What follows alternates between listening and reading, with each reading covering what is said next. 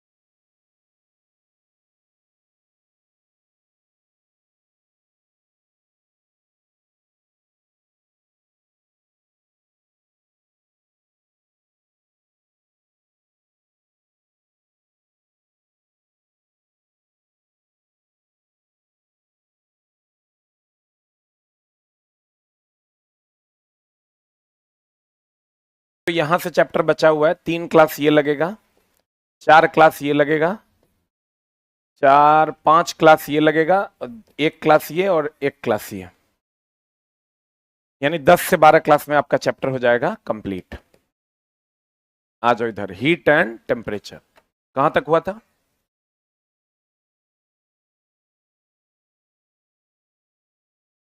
ये छोटा सब चला कहीं जीने नहीं देगा, ठीक है। हमको लगता है इस सब पे हम बेकार सोचवे करते हैं, क्या सोचना ही नहीं चाहिए इन चोटों पे। आ जाओ इधर, घनत्व तो बराबर क्या होता है? द्रव्यमान बटा आयतन। एक बात बताओ, घनत्व तो बराबर द्रव्यमान बटा आयतन। घनत्व तो बराबर द्रव्यमान बटा आयतन। घनत्व तो हो गया rho, rho is equal to mass by volume. हम आरआरबी से भी चला कांटेक्ट करने की कोशिश कर रहे हैं कि अगर बातचीत से हल निकल सकता है तो निकाल दीजिए। आरआरबी को भी हम मैसेज दे दिए हैं कि अगर आप फिजिकल प्रोटेस्ट से पहले बातचीत पर आना चाहते हैं तो हम लोग एक मौका आपको भी देंगे, ठीक है ना। अभी हम लिखे हैं, अब देखो कब तक रिप्लाई आता है। अब एक बात बताओ, अगर इसका घनत्व आ जाते हैं, ये घनत्व जो है और ये घनत्व, किसका घनत्व कम किसका घनत्व ज्यादा? ए का या बी का? हाँ, ए का घनत्व ज्यादा और बी का घनत्व कम। बोलो हाँ, ए का घनत्व ज्यादा, बी का घनत्व कम, ठीक है। अब एक बात बताओ कि अगर हम किसी चीज को गर्म करते हैं तो गर्म करेंगे तो इतना बड़ा है, गर्म करेंगे तो फैलेगा कि सिकुड़ेगा? फैलेगा तो घनत्व कम की ज्यादा? फैलेगा तो आयतन बढ़ेगा, आयतन बढ़ेगा तो घनत्व क्या होगा? कमेगा। और सिकुड़ेगा आयतन घटेगा तो घनत्व बढ़ेगा, सही है। फैलेगा तो आयतन बढ़ेगा, आयतन बढ़ेगा तो घनत्व क्या होगा? घटेगा। अब देखो, तापमान के बढ़ने पर आयतन बढ़ता है, इसलिए घनत्व का मान क्या होता है? घटता है। तापमान बढ़ेगा तो आयतन बढ़ेगा, आयतन बढ़ेगा तो घनत्व क्या होगा? घटेगा। और आयतन घटेगा तो घनत्व क्या होगा? बढ़ेगा। अब आ जाओ ऊष्मा संचरण की विधि। ऊष्मा संचरण की विधि,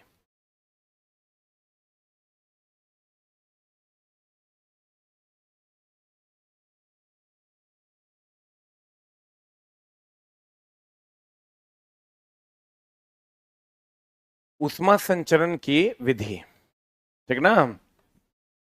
अब ऊष्मा संचरण की 3 विधियां हैं, चालन, संवहन और विकिरण। चालन, संवहन, अविकिरण। जैसे बताओ, कोई रड है,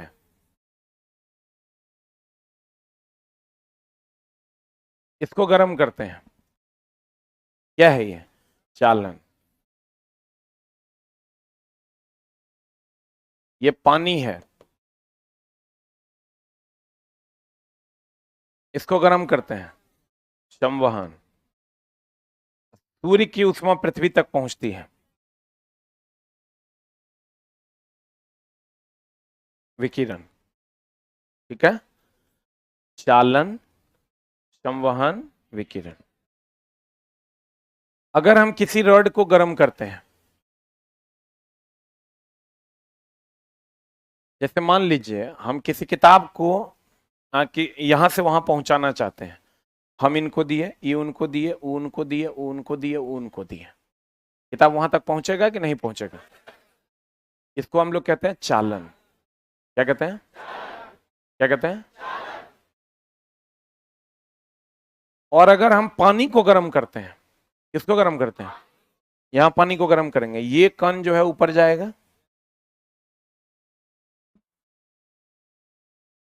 जो जो ऊपर जाएगा, ये कण नीचे से गर्म होकर ऊपर जाएगा। यह प्रक्रिया क्या कहलाएगी? संवहन। क्या कहलाएगी? ध्यान से देखो, अगर एक कण दूसरे कण को, दूसरा कण तीसरे कण को, तीसरा कण चौथे कण को, तो क्या कहलाएगा? चालन। और नीचे से कण उठ के ऊपर जाएगा, संवहन। ठीक है। और अगर सूर्य की उष्मा यहां पृथ्वी तक पहुंची, विकिरण। इसमें बताओ, ई कण उठ के यहां जाएगा क्या? तो कणों के संपर्क के कारण जो है उष्मा का स्थानांतरण होगा, इसको क्या कहेंगे? चालन। और जब नीचे से कण ऊपर जाएगा, संवहन ना। और अगर सूर्य की उष्मा की बात करें,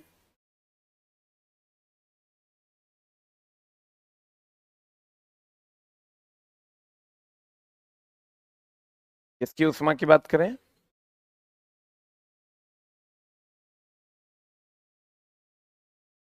किसकी उष्मा की बात करें? सूर्य की उष्मा की बात करें, यहां तो माध्यम नहीं है। ये जो सूर्य के पास माध्यम है क्या? वहां हवा भी नहीं है, और यहां माध्यम है।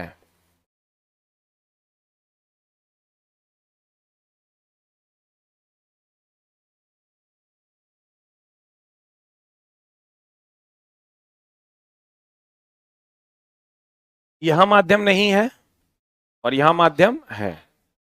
ठीक है। तो अगर सूर्य की उष्मा पृथ्वी तक आती है, कौन विधि द्वारा? कौन विधि द्वारा? विकिरण। ठीक है। चालन, तो देखो सूर्य की उष्मा पृथ्वी तक आएगी बिना माध्यम के, या माध्यम रहने पर माध्यम को बिना गर्म किए। अभी आप सीधा धूप में चले जाइए, ज्यादा गर्मी लगेगा कि यहां ज्यादा गर्मी लग रहा है? इसका मतलब वहां गर्मी है लेकिन यहां आपका माध्यम गर्म ना हुआ है। अगर सूर्य की उष्मा पृथ्वी तक पहुंचती है बिना माध्यम के, या माध्यम रहने पर माध्यम को बिना गर्म किए, यह विधि क्या कहलाती है? विकिरण। चालन कहलाती है उष्मा संचरण की वह विधि जिसमें उष्मा का संचरण एक स्थान से दूसरे स्थान तक बिना अणुओं की गति के होता है। तो क्या कहलाएगा? चालन। लेकिन अणुओं की गति के कारण होता है, क्या होगा? संवहन। और सूर्य की उष्मा पृथ्वी तक आती है, विकिरण। क्या कहलाएगा? विकिरण। क्लियर? नहीं समझा? फिर से समझो। जब एक कण दूसरे कण को, दूसरा कण तीसरे कण को, तीसरा कण चौथे कण को, क्या? चालन। जब नीचे से कण उठ के ऊपर जाएगा, संवहन। अब विकिरण की अगर हम बात करें, जब सूर्य की उष्मा पृथ्वी तक आती है तो यह विधि क्या है? विकिरण। माध्यम नहीं रहने पर, या माध्यम रहने पर माध्यम को बिना गर्म किया तो क्या कहलाएगा? विकिरण। सूर्य की उष्मा, भट्टी की उष्मा आप तक पहुंचती है, यह घटना क्या है? विकिरण। अच्छा बताओ, यहां की वायु अभी गर्म होगी। ये जो संवहन की क्रिया, चालन की क्रिया ठोस में होती है, संवहन की क्रिया द्रव या गैस में होती है। अब विकिरण जो होता है ये किस में होता है? सूर्य में। सूर्य की और भट्टी की उष्मा कौन विधि द्वारा? विकिरण द्वारा। कौन विधि द्वारा? अब ध्यान से देख लो। कहते हैं ठोस में उष्मा का संचरण चालन द्वारा, द्रव और गैस में संवहन द्वारा, सूर्य और भट्टी की उष्मा विकिरण द्वारा। क्लियर? अब दोस्त मेरे, अगर माध्यम नहीं है तो उष्मा का संचरण अगर होगा, माध्यम नहीं है तो उष्मा का संचरण कौन विधि द्वारा? विकिरण द्वारा। सबसे तेज विधि क्या है? सूर्य की उष्मा जो आप तक पहुंचती है, ये सबसे तेज है कि सबसे धीमा है? आज सबसे धीमा क्या है? सबसे धीमा क्या है? चालन। और सबसे तेज क्या है? सबसे तेज क्या है? विकिरण। क्लियर है? और सबसे धीमा क्या है? चालन है। लकड़ी को, लोहा को गर्म कीजिएगा, धीरे धीरे गर्म होगा, लेकिन सूर्य की उष्मा पृथ्वी तक आएगी, तुरंत ना आ जाएगी। अब एक बात बताइए, लोहे की कुर्सी जल्दी ठंडी होती है कि सामान्य प्लास्टिक की कुर्सी? लोहे की कुर्सी जल्दी ठंडी और जल्दी गर्म होती है, क्योंकि लोहा में चालन ज्यादा है कि कम है? ज्यादा की कम? लोहे में चालन ज्यादा। ठीक है। अब आ जाते हैं आप, स्टील का ग्लास और मिट्टी का बर्तन, दोनों में चाय पीते हैं, कौन ज्यादा गर्म लगेगा? स्टील वाला। स्टील वाला ज्यादा गर्म क्यों लगता है? क्योंकि उसमें चालन अधिक होगा। स्टील में ज्यादा चालन होगा कि कुल्हड़ में? स्टील में ज्यादा चालन क्यों होता है? क्योंकि वो ऊष्मा का अच्छा सुचालक है। तो किसमें चाय पीने में दिक्कत होगा? स्टील में। स्टील में चाय पीजिएगा तो जिभुआ आपका जो है जल जाएगा। एक बात बताइए,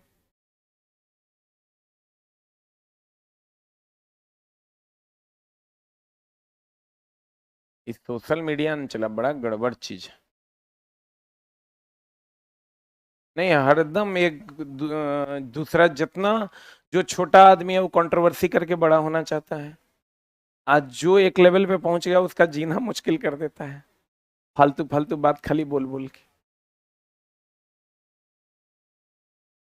अब बात खोजोगे चला तो हर बात में एक बात है। बच्चा का सही मन से अगर मदद करना है, अब बताओ, अभी तक हमको लगता है केस में जो केस हुआ है 1 लाख रुपया तो हम दे चुके हैं। जो केस हुआ है ना ITI वालों के पक्ष में, 1 लाख रुपया हम दे चुके हैं अभी तक। अभी केस चलिए रहा है, लेकिन आज तक सोशल मीडिया पे आके बोले नहीं है। यहाँ तो ऐप पे बोल देते हैं या तुम्हारे पास बोले, लेकिन सोशल मीडिया पे आके आज तक नहीं बोले। लेकिन समस्या ये है कि लोग मुंह में उंगली कर करके बुलवाने की कोशिश करता है। एकदम चुटमल सब है यार। अब पढ़ाएगा, कंटेंट पे मेहनत करेगा, वो काम नहीं करना है। कंटेंट तो ऐसा हगल रहता है कि कोई देखने के लिए तैयार नहीं।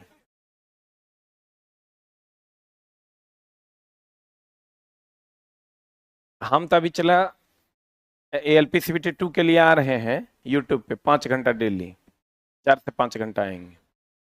देखते हैं क्या आता है। बच्चा के हित ऐसी सब आएगा ना 5 घंटा डेली पढ़ाने।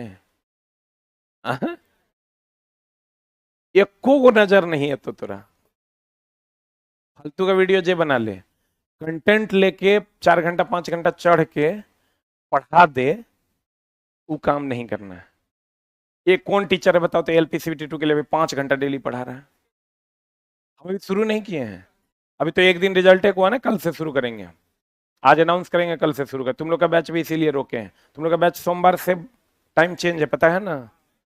हम बता देते हैं, सोमवार से 6:30 से 7:30 हम, लेकिन बीच में कभी भी आ सकते हैं।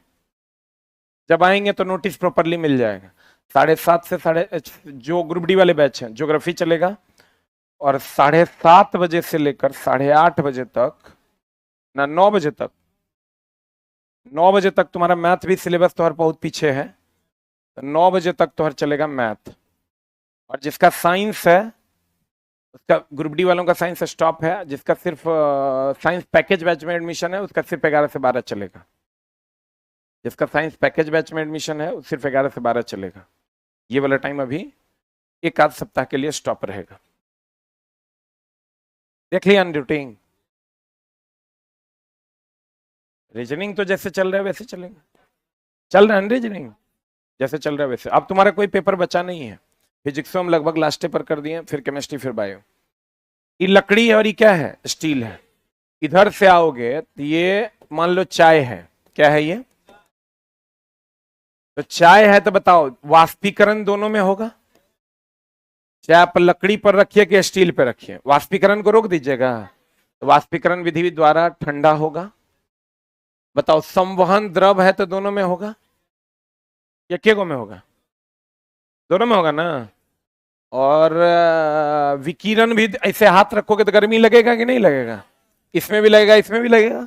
विकिरण भी दोनों में होगा। लेकिन बताओ लकड़ी पर चालन होगा क्या? होगा क्या? स्टील पर होगा? लकड़ी पर चालन नहीं होगा, स्टील पर चालन होगा। क्लियर? अब मामला क्या है कि हम ये कह सकते हैं कि स्टील के टेबल पर रखी चाय या धातु के टेबल पर रखी चाय जल्दी ठंडी हो जाएगी। क्यों? क्योंकि इसमें एगो एक्स्ट्रा हो रहा है। इसमें चालन, संवहन, विकिरण, वाष्पीकरण चारों हो रहा है, ठीक ना? और इसमें चालन नहीं होता, चालन द्वारा ये ठंडा नहीं होगा। तो बताओ ज्यादा ठंडा जल्दी, लेट से जल्दी ठंडा कौन होगा? क्योंकि इसमें चालन भी होता है, बोलवे नहीं करेगा। अब देखो एस्कीमो को जानते हो, जो बर्फ का घर बना के रहते हैं उसे एस्कीमो कहते हैं। एस्कीमो लोग बर्फ की दोहरी दीवार बनाकर रहते हैं।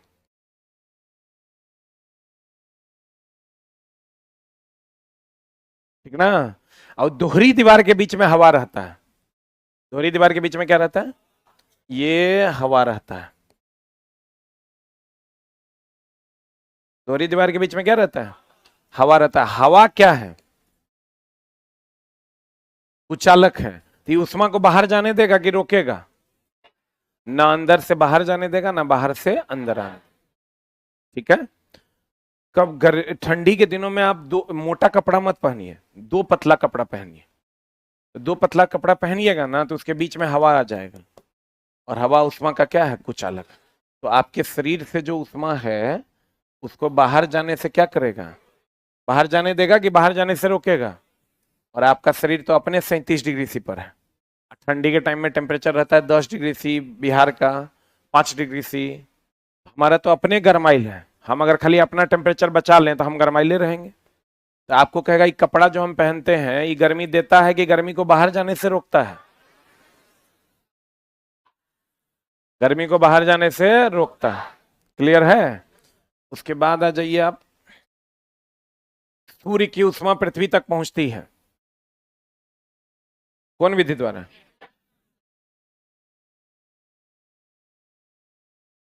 सूर्य की उष्मा पृथ्वी तक पहुंचती है कौन विधि द्वारा? कौन विधि द्वारा? विकिरण विधि द्वारा। सूर्य की उष्मा पृथ्वी तक पहुंचती है कौन विधि द्वारा? कौन विधि द्वारा? विकिरण द्वारा। बोलो रे। और यहां आकर वायुमंडल को गर्म करती है। वायुमंडल की वायु को गर्म करेगा कौन विधि द्वारा? आपको कहेगा सूर्य की उष्मा पृथ्वी तक आती है कौन विधि द्वारा? विकिरण द्वारा। और यहां आकर वायुमंडल को गर्म करती है संवहन द्वारा। ठीक है,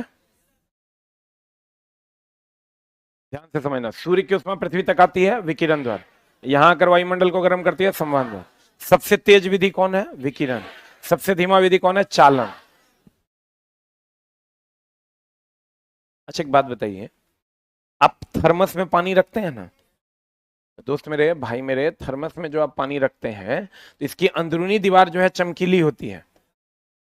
कहे जानते हैं? क्योंकि ये सभी उष्मा विकिरण को तब क्या करता है? लौटा देता है। तो लौटा देगा तो उसी में उष्मा रह जाएगा, तो गरमाइल रहेगा कि नहीं रहेगा? इसीलिए थर्मस की आंतरिक दीवार कैसी होती है? चमकीली। अच्छा एक बात बताइए कि थर्मस की जो आंतरिक दीवार होती है वो कैसी होती है? चमकीली होती है। थर्मस की आंतरिक दीवार क्या होती है? चमकीली होती है। तो वो सारे उष्मा विकिरण को फिर लौटा देता है कि जाने देता है? क्या करता है? अब देखो, ध्यान से समझना। अगर मैं कहूं, क्या कहूं कि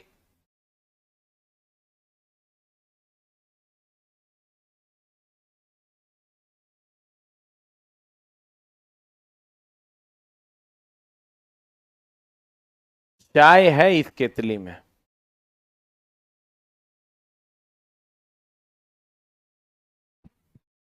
है लेना भर देते हैं। इसमें जो ये जो गर्म होगा ये किस विधि द्वारा? चालन। इसमें रखा जो द्रव गर्म होगा वो? नहीं समझ में आया? ये जो गर्म होगा ये चालन, इसमें रखा जो द्रव गर्म होगा संवहन।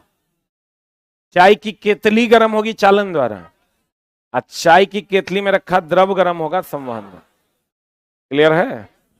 बोलो न रे। आप देखो, कहते हैं चालन। बताओ, ये केतली गर्म होगा, ठोस है ना, चालन है। इसका पानी गर्म होगा, संवहन। देख लो यहां ये रेडिएशन जा रहा है, विकिरण। इस सीधा ताप रहा है तो क्या है? हवा गर्म हो रही है, चालन। ये जो रड गर्म हो रहा है, संवहन। सॉरी, चालन, चालन। देखो तो ये चालन है। यह ऊष्मा संचरण की वह विधि है जहां ऊष्मा का संचरण एक स्थान से दूसरे स्थान तक बिना अणुओं के गति के होता है कि अणुओं के गति के कारण होता है? ठोस में ऊष्मा का संचरण चालने विधि द्वारा ना। यह ऊष्मा संचरण की सबसे धीमी विधि है कि तेज विधि है? हाँ, सबसे धीमी विधि है। लोहे की कुर्सी पर ज्यादा ठंडा ज्यादा गर्म लगता है, क्यों? क्यों लगता है रे? क्योंकि लोहे पर चालन अधिक होता है। लोहे की कुर्सी और लकड़ी की कुर्सी में तुलना करने पर लोहे की कुर्सी अधिक ठंडी और अधिक गर्म होती है, क्योंकि लोहे में चालन अधिक होता है। मिट्टी के बर्तन तथा स्टील के बर्तन में तुलना करने पर स्टील के बर्तन में चाय पीना मुश्किल होता है, क्योंकि स्टील के बर्तन उष्मा का चालन तेजी से करता है। सही है? हाँ जी।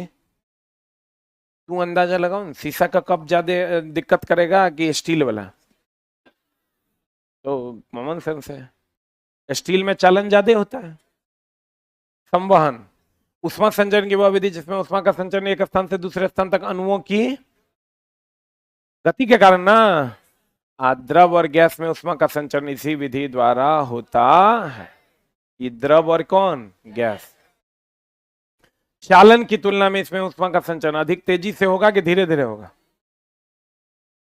चालन की तुलना में संवहन तेजी से और संवहन की तुलना में विकिरण और तेजी से। बोलो रे। कहते हैं विकिरण या उष्मा संचरण की वह विधि है जिसमें उष्मा का संचरण बिना माध्यम के या माध्यम रहने पर माध्यम को बिना गर्म किए होता है। ठीक है? सूर्य से उष्मा आती है तो यहां माध्यम नहीं है, और यहां आती है तो माध्यम को गर्म नहीं, पूरे माध्यम को गर्म कर रही है क्या? तब तो बाहरों गर्म रहता, अंदरों उतने गर्म रहता। तो कहते हैं उष्मा संचरण की सबसे तीव्र विधि कौन है? विकिरण। आज सूर्य की उष्मा पृथ्वी तक पहुंचती है कौन विधि द्वारा? विकिरण विधि। जबकि वायुमंडल गर्म होता है संवहन द्वारा। भट्टी की उष्मा मनुष्य तक पहुंचती है कौन विधि द्वारा? विकिरण द्वारा। धातु के टेबल पर देखो क्या होगा। ये धातु का टेबल है, चालन होगा कि नहीं होगा? और लकड़ी का टेबल है, धातु के टेबल पर रखी चाय जल्दी ठंडी हो जाती है लकड़ी के टेबल की तुलना में, क्योंकि धातु के टेबल में चालन, संवहन, विकिरण, वाष्पीकरण चारों होता है, जबकि लकड़ी के टेबल पे केवल विकिरण, संवहन, वाष्पीकरण, चालन नहीं होता। सही है? सामान्य शरीर का ताप 37 डिग्री थी। ठंडी के दिनों में कपड़ों का कार्य है शरीर की उष्मा को बाहर जाने से रोकना, क्योंकि हमारा तो ऑलरेडी शरीर 37 डिग्री सी पर है। बोलिए। फिर कहता है टुंड्रा प्रदेश में, देखो टुंड्रा प्रदेश में जो ये रहते हैं एस्किमो लोग, एस्किमो बर्फ की दोहरी दीवार बनाकर रहते हैं, क्योंकि दोहरी दीवार के बीच हवा उष्मा का क्या है? कुछ अलग है। हमें न्यूटन का शीतलन नियम ये वो लिख लो, सिंगल एरो देखें। थर्मस की आंतरिक दीवार, थर्मस की आंतरिक दीवार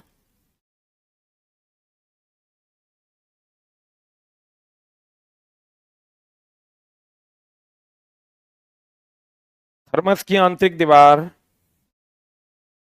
चमकीली होती है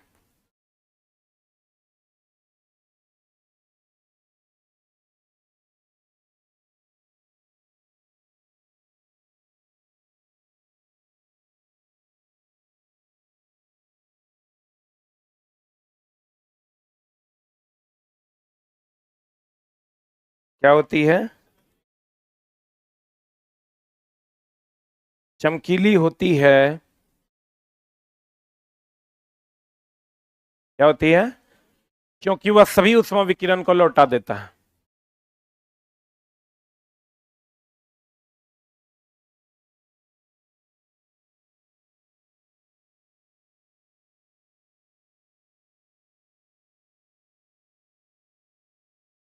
क्या लिखा? क्योंकि थर्मस की आंतरिक दीवार क्या होती है? चमकीली होती है।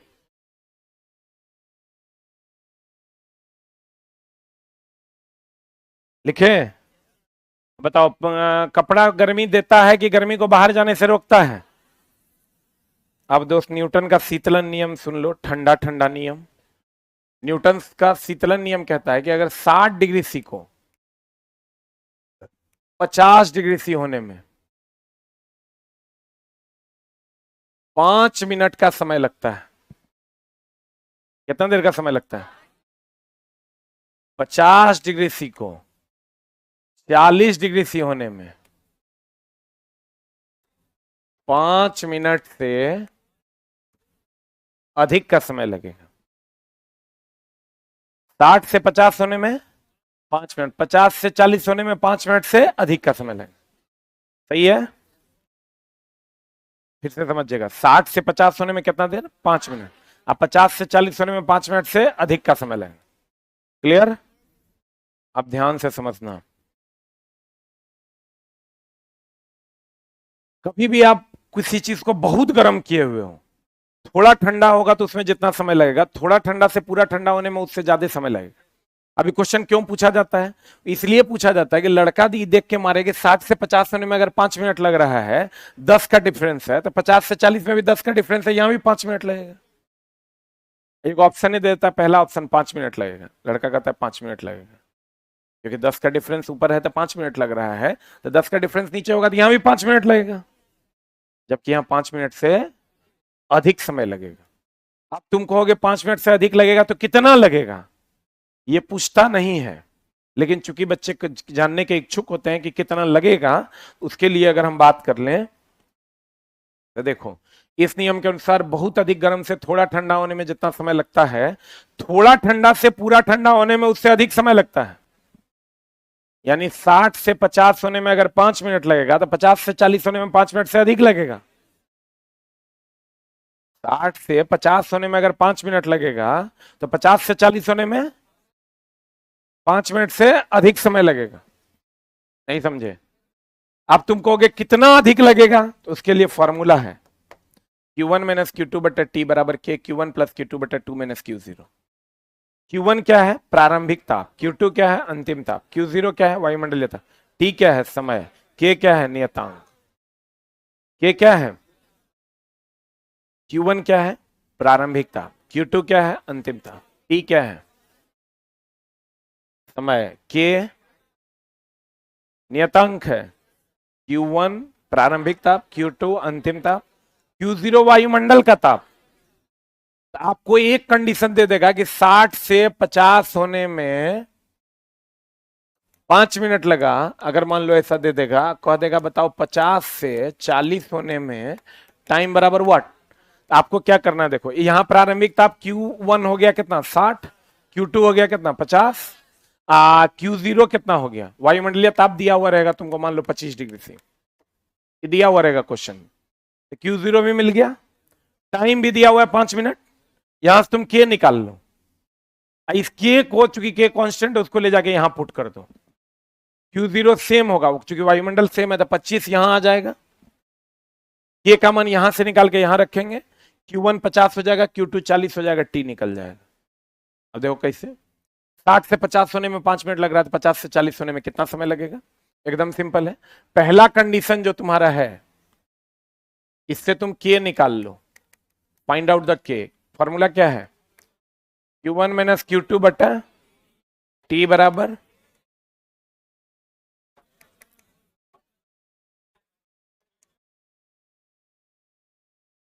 ठीक है। अब Q1 कितना है?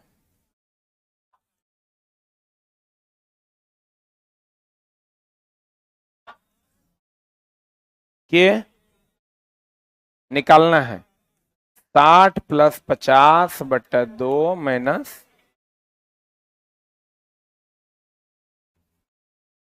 25। सही है? अब बताओ कितना हो जाएगा? 2 बराबर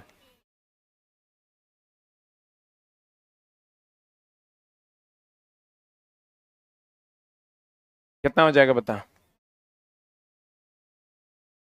हाँ, 1/15 आया। अब इसको लेके चल जाओ तुम इस कंडीशन में, देखो इस कंडीशन में जाओगे Q1 माइनस Q2 बट्टा Q0 बट्टा T बराबर के Q1 प्लस Q2 बट्टा 2। अब Q1 बताओ कितना है?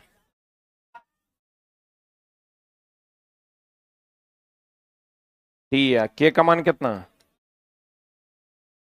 50 प्लस 40। यहां से जब T का मान खाली T है ना, नोन है, यहां से T का मान निकालोगे 7.5 मिनट निकल जाएगा। समझे मेरी बात? पहला कंडीशन से किसका मान निकालना है? K का। और दूसरे कंडीशन में ले जाके पुट कर देना है और T का मान निकाल लेना है। बोलो।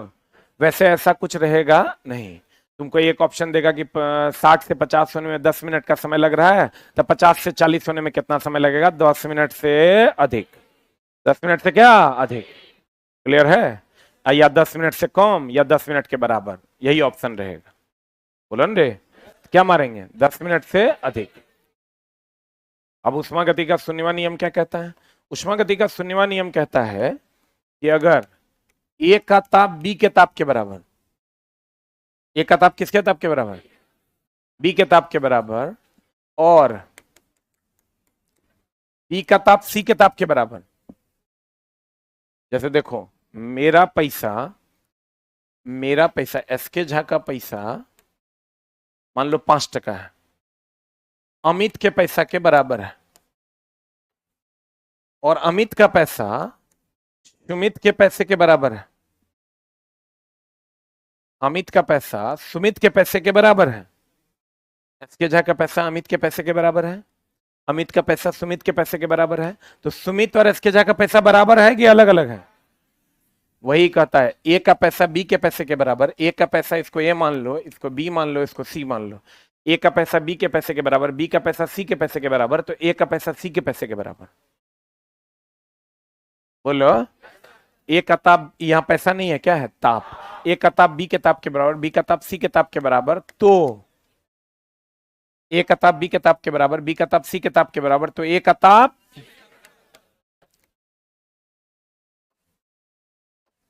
ए बराबर क्या हो जाएगा? सी। बोलो। नहीं समझे? समझे कि नहीं समझे? समझे? बोलो न रे। क्लियर है?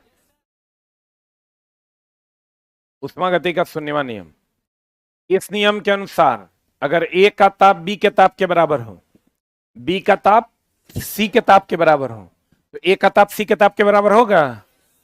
ए का ताप बी के ताप के बराबर, बी का ताप सी के ताप के बराबर, तो ए का ताप। ऐसा उष्मागति का शून्यवा नियम किस पर आधारित है? किस पर आधारित है? ताप पर आधारित है। अब उष्मागति का पहला नियम, एक बात बताओ, अगर हम अभी खाना खा के आए हैं, एकदम बढ़िया सा हम जूस पी के आए हैं, इनपुट लिए हैं, हम इस मशीन को जो ऊर्जा दिए हैं, इससे हम दो काम करेंगे। एक तो अपने अंदर की ऊर्जा को बढ़ाएंगे और दूसरा बाह्य कार्य करेंगे। ये जो हम अभी उष्मा इंजन, हम अपने इंजन को जो खाना दिए हैं इनपुट, इससे हम दो काम कर रहे हैं। एक तो अपने अंदर की ऊर्जा को बढ़ा रहे हैं और दूसरा अभी बाह्य कार्य कर रहे हैं। ये भी यही बात कहता है अगर किसी मशीन को Q उष्मा दी जाती है, इससे दो काम होता है। एक तो आंतरिक ऊर्जा में वृद्धि होती है और दूसरा बाह्य कार्य होता है। ठीक है, ध्यान से समझना। अगर किसी को Q उष्मा दी जाती है तो उससे वो दो काम करता है। एक तो अपने आंतरिक ऊर्जा में वृद्धि और दूसरा क्या करता है? बाह्य का। दी गई उष्मा Q से दो काम होता है, एक तो अपने आंतरिक ऊर्जा में वृद्धि और दूसरा बाह्य का। सही है? जो दिए इससे दो काम किए, जो दिए इससे दो काम किए। बोलो न रे। तो ऊर्जा संरक्षित रहा कि ऊर्जा संरक्षित नहीं रहा? जितना इनपुट है उतना आउटपुट लिए, तो ऊर्जा संरक्षित नहीं रहा। यह नियम ऊर्जा संरक्षण के सिद्धांत पर काम करता है। ये डेल्टा यू आंतरिक ऊर्जा में वृद्धि है, अंदर की ऊर्जा में, और ये DW बाह्य कार्य है। इस नियम के अनुसार किसी वस्तु को दी गई उष्मा Q से वह वस्तु, वह मशीन दो कार्य करता है। पहला कार्य अपने आंतरिक ऊर्जा में वृद्धि तथा दूसरा बाह्य कार्य, यानी Q is equal to delta U plus W.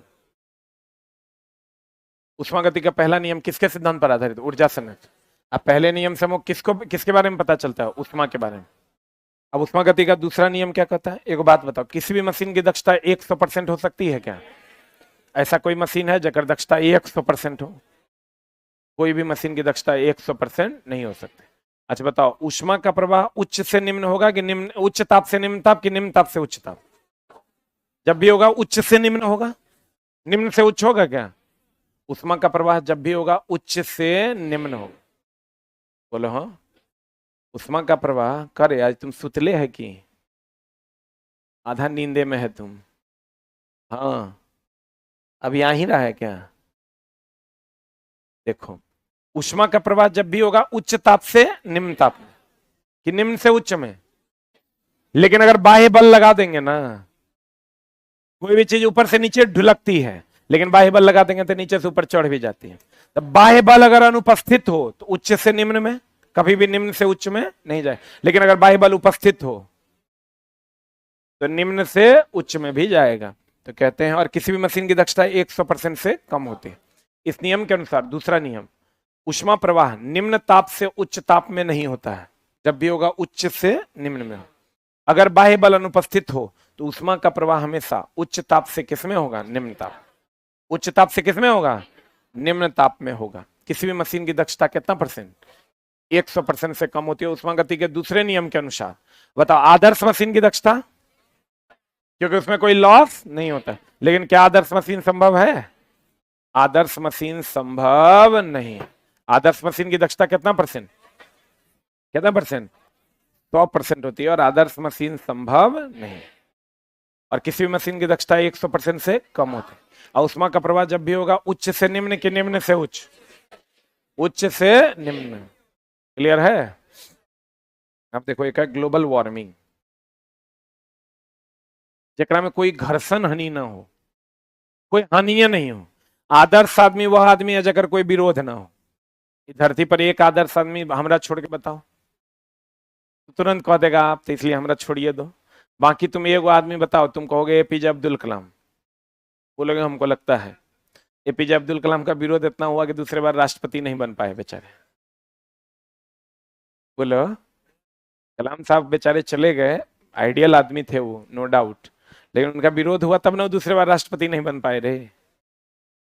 हाँ, तो आदर्श धरती पर कोई नहीं है, हर आदमी में कुछ न कुछ कमियां हैं, ठीक ना?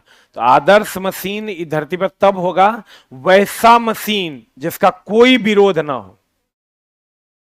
हमारा छोड़ा कोई है? सबका विरोध होता है, आदर्श मशीन संभव नहीं है। तो कहते हैं दोस्त मेरे, ग्लोबल वार्मिंग क्या है? आदर्श मशीन संभव है? ए का ताप बी के ताप के बराबर, बी का ताप सी के ताप के बराबर, ए का ताप सी के ताप के बराबर। कौन नियम है? उष्मागति का क्या नियम? शून्यवा नियम। हमको जो दी गई उष्मा से हम दो काम करते हैं, एक अपने अंदर की ऊर्जा को बढ़ाते हैं, दूसरा बाह्य कार्य करते हैं। यह है पहला नियम। और दूसरा नियम कहता है उष्मा का प्रवाह हमेशा उच्च से निम्न में होगा, और किसी भी मशीन की दक्षता 100% से कम होगा।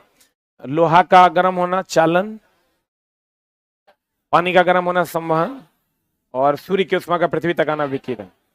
क्लियर? बोलो रे।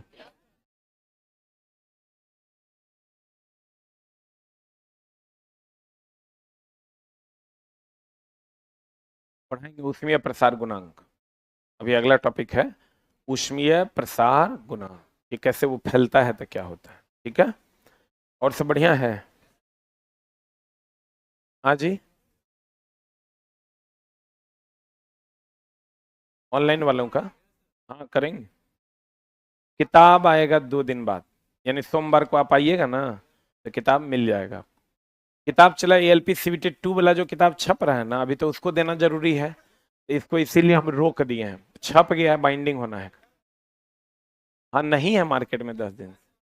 हाँ, मैथ वाला अच्छा मैथ वाला, रोशन सर मैथ वाला मटेरियल नहीं मिल रहा है क्या?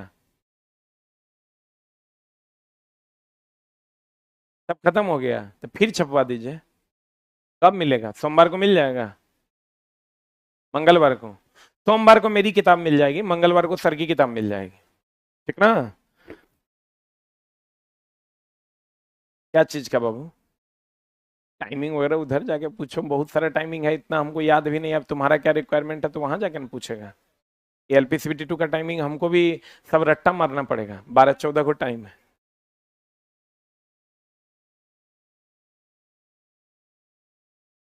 ना ना, इसको छोड़ देना। हाँ, क्या? जोर से बोलिए यार, ये मर्द वाला आवाज में बोलो, बोलो जल्दी। देखो ऑनलाइन वालों, हम आपको बता देते हैं। आप एक मिनट, हम आपका शेड्यूल ऑनलाइन वालों, अभी जिनका ग्रुप डी बैच में एडमिशन है उसका क्लास हम साइंस का कुछ दिनों के लिए रोक रहे हैं। मेरे जगह पर, जिसका फुल कोर्स में एडमिशन है, मेरे जगह पर जो आपकी बैचेस चलेंगी वो 6:30 से 7:30 बजे तक आपका ज्योग्राफी चलेगा, और 7:30 से 9 बजे तक आपका मैथ चलेगा। और जो उनका साइंस पैकेज बैच में एडमिशन है उनका 11 से 12 जो केमिस्ट्री चल रहा है वो चलेगा, 7 से 8 जो चल रहा है वो अभी बंद रहेगा, ठीक है? और जब हम खोलेंगे इस बैच को तो आपको प्रॉपर वे में नोटिस देंगे यूट्यूब कम्युनिटी में, तब जाके आप फिर अपना क्लास स्टार्ट कर लीजिएगा। अभी आपका साइंस पैकेज वालों आपका सिर्फ 11 से 12 क्लास चलेगा, ठीक है? क्लियर? तो मिलते हैं हम लोग अगली कक्षा में। और हम जितना घंटा तो हर खाएंगे, यो बताते हैं ऑनलाइन वालों, सुन लो, जाए घंटा तो हर डिले करेंगे, उतना घंटा हम सैटरडे संडे अलग से एक्स्ट्रा क्लास लगा के मेकअप करेंगे। साइंस वालों जिनका सिर्फ साइंस में एडमिशन है वो हमारे अगले नोटिस का इंतजार करेंगे, ज्यादा नहीं, 5-7 क्लास का बात है, इसके बाद फिर हम लोग कंटिन्यू कर लेंगे। जिसका सिर्फ साइंस में एडमिशन है यूट्यूब कम्युनिटी फॉलो करेंगे, और जाए घंटा हम इधर एब्सेंट करेंगे उतना ही घंटा हम आपको सैटरडे संडे करवा देंगे, ठीक है? हाँ हाँ, होली के बाद ही करवाएंगे भाई, समझ गए रूटीन? तो चलिए हम लोग मिलते हैं अगली कक्षा में, ठीक है? आज चला ही बात जान लो कि आपके गुरुजी गलत नहीं है, पता नहीं कुछ लोग गलत साबित करने के लिए परेशान है, ठीक ना? हमरा तुझे कहेगा ना, चला हम से करने के लिए, बताओ तोरा लिए तैयार है? नहीं रहेंगे, नहीं, कुछ नहीं करना है किसी, तोरा लिए अगर हम नहीं खड़ा हैं तो बोलो ना, तोरा कहाँ दिक्कत है? तुम कहोगे हमको मेरे लिए ये काम करिए, नहीं करेंगे तब ना कहोगे। नहीं, हम इसके लिए प्रॉपरली वीडियो आज शाम में रिलीज करेंगे, आज शाम में या कल सुबह में, उसी को देख के फॉलो करना है, ठीक ना? Thank you very much.